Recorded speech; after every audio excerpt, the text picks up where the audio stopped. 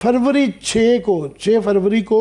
ख़ानदान को एक रिपोर्ट दी गई थी जिसके अंदर बिनाई का कोई जिक्र नहीं था, किसी किस्म का भी कोई नहीं बताया गया। ये इसलिए ज़्यादा एक बुरी बात हो जाती है कि इस दौरान में ये खबर चल रही थी, पता नहीं कितनी इसमें सदाकत है, कि महमूद खान अचकज़ई को कोई इतला रिपोर्ट दिखाई गई थी और वो शायद फेक रिपोर्ट थी कि नहीं, उनके यहाँ शायद यही मेडिकल रिपोर्ट हो जिसके अंदर जिक्र ही नहीं है,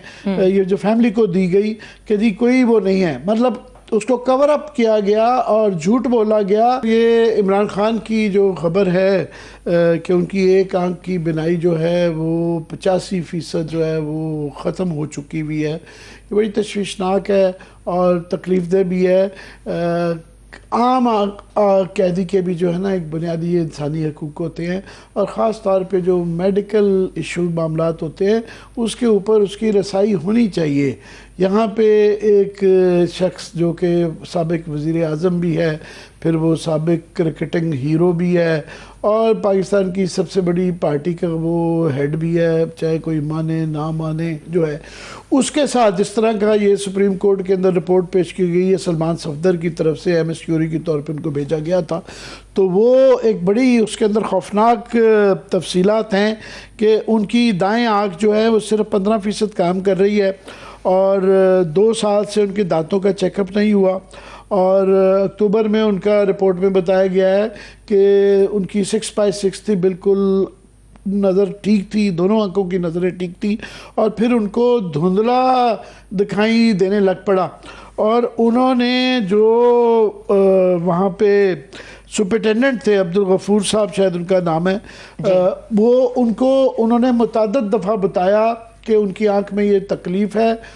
मगर उसने कोई उसकी सुनवाई नहीं की और इस दौरान में उनको टोटल ब्लैकआउट होने शुरू हो गए कि कम्प्लीटली भी उनकी जो है वो बिनाई चली जाती थी, जिससे कि ये शुबा हो सकता है कि उनको गालबन कोई क्लॉट आया है ब्लड का या ये स्ट्रोक की तरफ भी खुदा न खास्ता बात जा सकती थी। और उसके बाद जो है उनको एक आंख से बिल्कुल बहुत कम आना नज़र शुरू हो गया।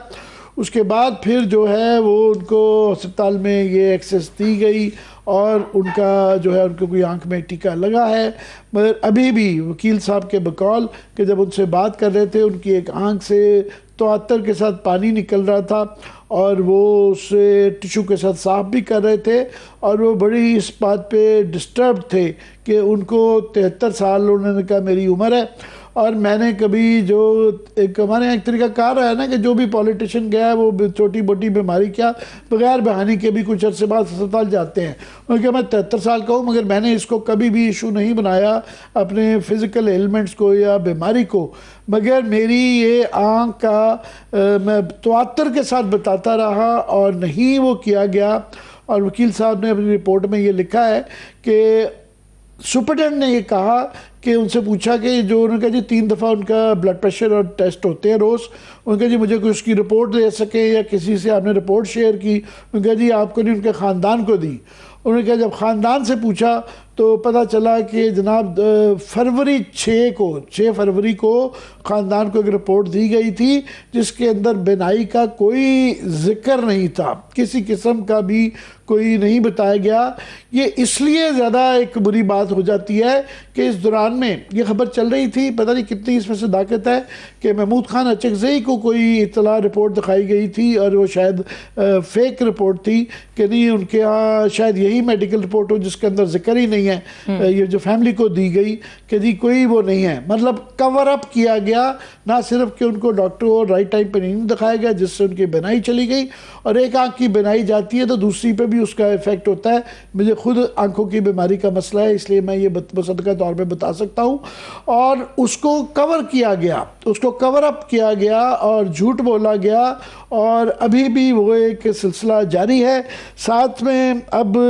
उनकी बाकी कंडीशंस भी जो ओवरऑल पिक्चर करती है कि बड़ी सादा सी ज़िंदगी गुजारते हैं, सादा सी ग़िज़ा है, रात के वक्त वो खाना नहीं खाते हैं और दिन में 2 दफ़ा वो मीट खाते हैं, हफ्ते में 2 दफ़ा चिकन खाते हैं, 2 दफ़ा दाल और कोई चाट वाट खा लेते हैं। सादा सा नाश्ता है और उनकी तफसीलात बताई हुई है, मगर उन्होंने कोई वावेला नहीं मचाया कि मर गए लुट गए, मेरी बहुत बुरी हालात हैं, कमरा ठीक नहीं है, बिस्तरा ठीक नहीं है। गो कि उसकी भी शिकायत की गई कि उन सेल में मच्छर और कीड़ों की मौजूदगी का भी कहा गया, और उनका जी महीने में उनको